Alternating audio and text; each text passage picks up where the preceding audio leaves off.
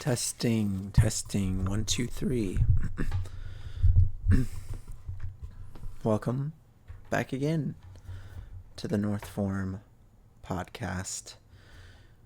So how about we optimize for enjoyment? Have you tried that? Have you tried, instead of optimizing for hard work, we optimize for joyful work?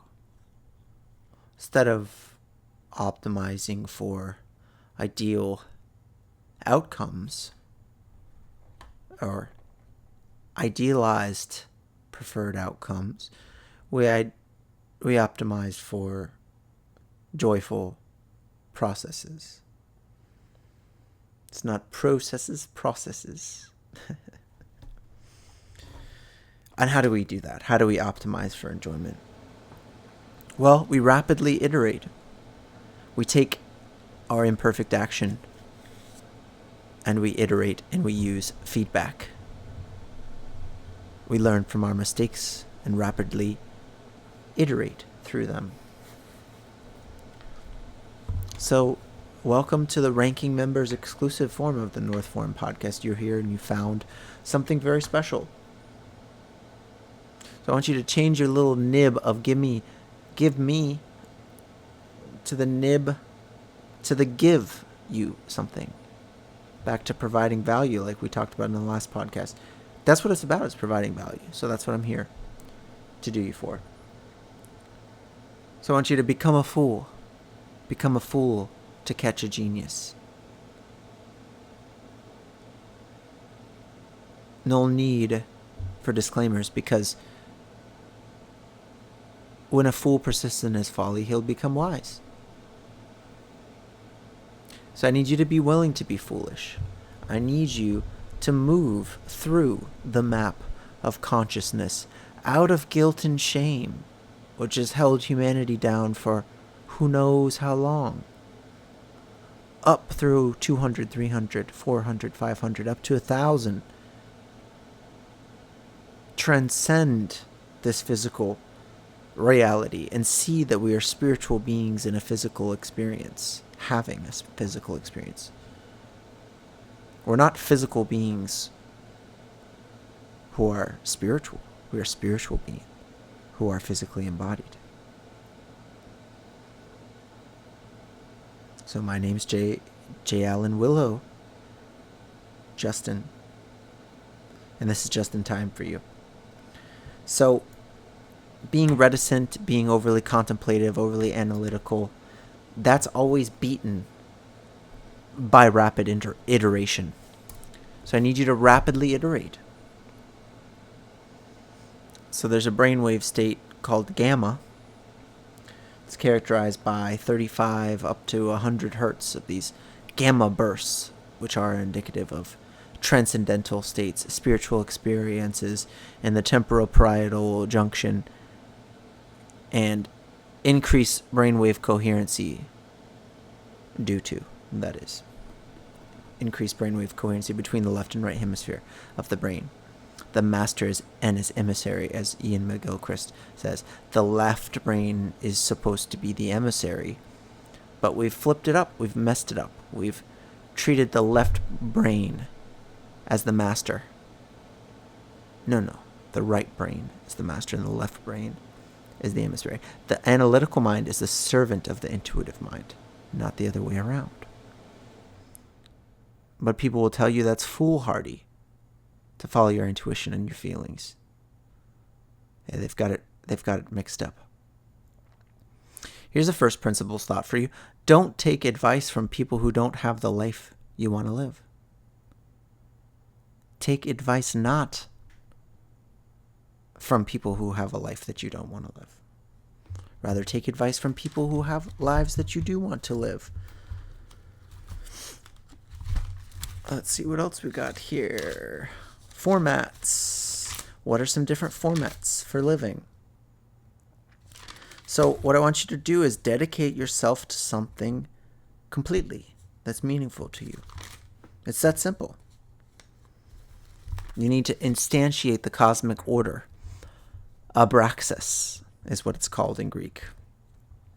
Abraxia is this peacefulness within the unknowing. So as the jazz song says, we're reaching for heaven depending on you. There are no answers, save for those answers in you. So I need you to practice your art. I want you to practice your art, your ars rhetorica, your ars harmonia, shapes fitting ideally together. I need you to practice transcending the fear that you feel. A great website, if you want to put that in the political domain, is go to allsides.com. Go to goodnewsnetwork.com, because the news calibrates, let's say, very low on the map of consciousness.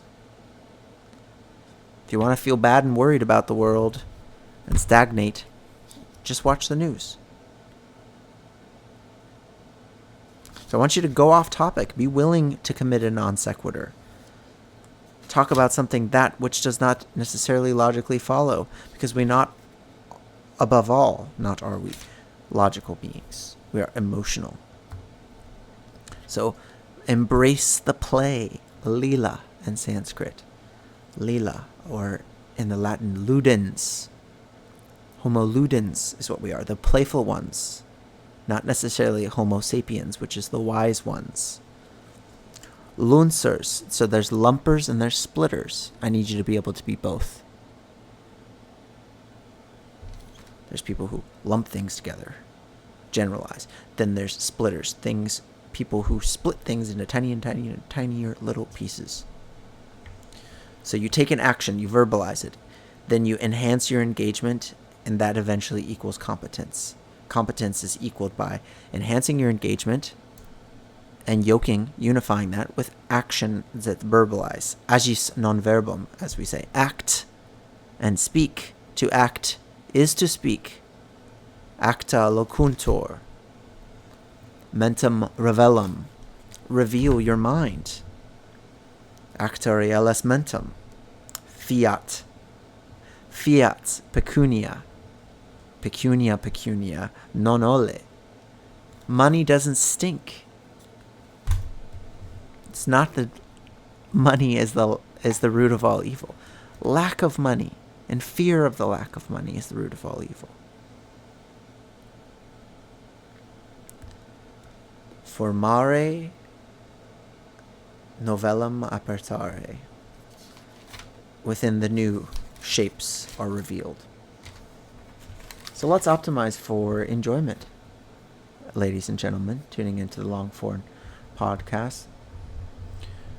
My poor wife had reasons to think that war and disease between them had very little of a husband to take under nursing when she got him again. An attack of camp scurvy had filled my mouth with sores, shaken every joint in my body, and covered me all over with sores and livid spots, so that I was marvelously unlovingly to look upon. A smart knock on the ankle joint from the splinter of a shell that burst in my face, in it itself a mere bagatelle of a wound, had been of necessity neglected under the pressing and incessant calls upon me, and had grown worse and worse till the whole foot below the ankle became a black mass and seemed to threaten mortification. I insisted, however, on being allowed to use it till the place was taken.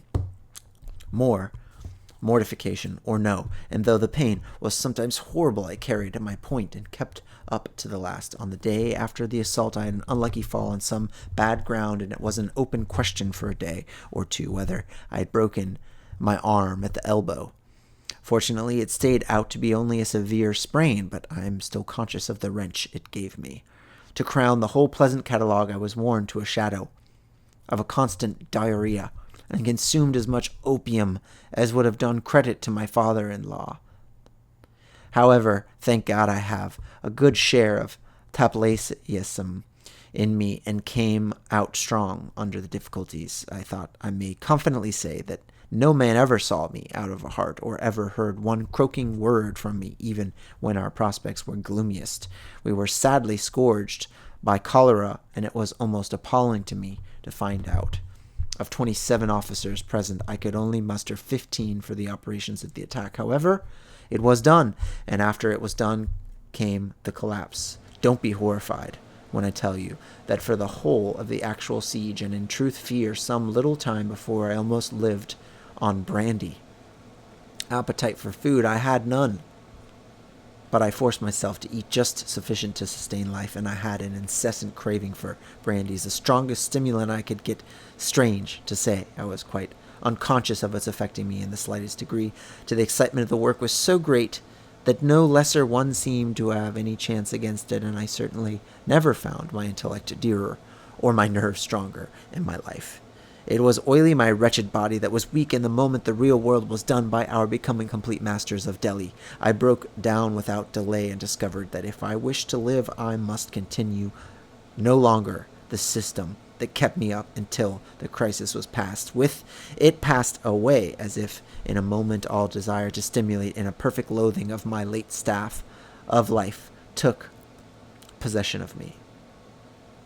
And now such experiences show how profound is the alteration in the manner in which, under excitement, our organism will sometimes perform its physiological work. The process of repair become different when the reserves have to be used, and for weeks and months the deeper use may go on. Morbid cases here, as elsewhere, lay the normal machinery bare. In the number of Dr. Morton Prince's Journal of Abnormal Psychology, Dr. Janet has discussed 5 cases of morbid impulse with an explanation that is precious for my present point of view. One is a girl who eats all day. Another walks, and gets her food from an automobile that escorts her. Another is a dipsomaniac. A fourth pulls out her hair. A fifth wounds her flesh and burns her skin. Hitherto, such freaks of impulse have received Greek names as bulimia, dramomania, etc., and been scientifically disposed of as episodic syndromata of hereditary degeneration. But it turns out that Janet's case are all what he calls psychasthenics, or victims of a chronic sense of weakness, torpor, lethargy, fatigue, insufficiency, impossibility, unreality, and powerlessness of will, and that in each and all of them the particular activity pursued, deleterious though it might be, has the temporary result of raising the sense of vitality and making the patient feel alive again. And these things now reanimate. They would reanimate us but it happens that in each patient, the particular freak activity chosen is the only thing that does reanimate, and therein lies the morbid state. The way to treat such persons is to discover to them more usual and useful ways of throwing their stores of vital energy into gear. Colonel Baird Smith, needing draw on altogether extraordinary states and stores of energy, found the brandy and opium or ways of throwing them into gear. Such cases are humanely typical. We are all, to some degree, oppressed and unfree. We don't come to our own, it is there, but we don't get at it. The threshold must be made to shift. Then many of us find that an eccentric activity, a spree, say, relieves. There is no doubt that to some men, sprees and excesses of almost any kind are medicinal, temporarily at any rate, in spite of what the moralists and doctors say. But when the normal task and stimulations of life don't put a man's deeper levels of energy on tap, and he requires distinctly deleterious excitements, his constitution verges on the abnormal. The normal opener of deeper and deeper levels of energy is the will. The difficulty is to use it, to make the effort which the word volition implies. But if we do not make it, for if we do make it, or if a god, though he were only the god chance, makes it through us, it will act dynamogenically on us for a month. It is notorious that a single successful effort of moral volition, such as saying no to some habitual temptation or performing some courageous act, will launch a man on a higher level of energy for days and weeks, will give him a new range of power, and the act of uncorking the whiskey bottle which I had brought home to get drunk upon, said a man to me, I suddenly found myself running out into the garden where I smashed it on the ground. I felt so happy and uplifted after this act that fear 2 months I wasn't tempted to touch a drop. The emotions and excitements due to usual situations are the usual inciters of the will, but these act discontinuously, and in the intervals the shallower levels of life tend to dose in and shut us off. Accordingly, the best practical knowers of the human soul have invented the thing known as methodical ascetic discipline, MSD. Methodical ascetic discipline to keep the deeper levels of within reach, beginning with easy tasks, passing to harder ones, and exercising day by day. It is, I believe, admittedly, the disciplines of asceticism to which we can reach very high levels, with which freedom and power of will. Ignatius Loyola's spiritual exercises must have produced this result in innumerable devotees, but the most venerable ascetic system, and the one whose results have the most voluminous experimental corroboration, is undoubtedly the yogic system in Hindustan. From time immemorial, by Hatha Yoga, Raja Yoga, Karma Yoga, or whatever code of practice it might be, the Hindu aspirants have to perfection trained themselves, month in and month out, for years. The results claimed, and certainly in many cases accorded by impartial judges, is strength of character, personal power, unshakability of soul. In an article in the Philosophical Review, from which I am largely copying here, I have quoted at great length the experience with Hatha Yoga of a very gifted European friend of mine, who, by persistently carrying out for several months its methods of fasting from food and sleep, its exercises in breathing and thought concentration, and its fantastic posture gymnastics, seemed to have succeeded in walking up deeper and deeper levels of will and moral and intellectual power within himself, and to have escaped from a decidedly menacing brain condition of the, quote, circular, unquote, type from which he had suffered for years. And judging by my friend's letters, of which the last I have is written 14 months after the yoga training began, there can be no doubt of his relative regeneration. He has undergone material trials with indifference, traveling 3rd class on Mediterranean steamers and 4th class on African trains, living with the poorest Arabs and sharing their unaccustomed food, all with equanimity. His devotion to certain interests has put to heavy strain, and nothing is more remarkable to me than the changed moral tone with which he reports the situation. A profound modification has unquestionably occurred in the running of his mental machinery. The gearing has changed, and his will is available otherwise than it was. And he's of a very peculiar temperament. Few of us would have the will to start upon the yoga training, which once started seems to conjure the further willpower needed out of itself, and not all of those who could launch themselves would have reached the same results. The Hindus themselves admit that in some men the results may come without call or bell. My friend writes to me, quote, "You are quite right in thinking that religious crisis, love crisis, indignation crises may awaken in a very short time powers similar to those reached by years of patient yoga practice. Probably most medicinal men would treat this individual's case as one of which is fashionable now to call by the name of self-suggestion or, quote, expectant attention, unquote, as if those phrases were explanatory or meant more than the fact that certain men can be influenced while others cannot be influenced by certain sorts of ideas. This leads me to say a word about ideas considering as dynamogenic agents or stimuli for unlocking what would otherwise be unused reservoirs of individual power." So I'll pause here. That's from On Vital Reserves, The Energies of Men, William James. So these states are accessible to you, and they're accessible to you at any time through various means. So-called dynamogenic, generating energy, that is to say. Yet, culture, family, friends, peers, strangers, may think it quite odd the way that you're acting, these transcendent states that you may have access to. Such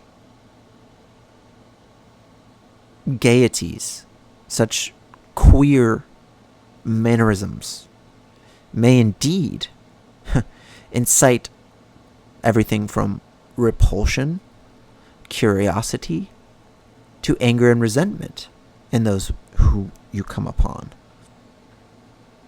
So be aware. As said in Spider-Man, with this great power does come a great responsibility. But to whom is this responsibility owed?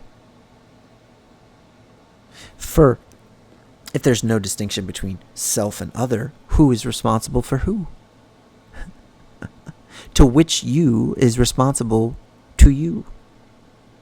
For which I am responsible for I, but which I that I know not. Because these actions are perfectly spontaneous, perfectly unpredictable. And when a predictive program encounters an unpredictable program, what can the predictable program predictably do? Well, predictably, it will try to predictify the unpredictable program to fix the supposed problem. Well, I'm here to tell you that it's not a problem. It's a solution, and it is the solution. It is the spiritual attainment to which we can all, will all, accomplish mentally, aspire.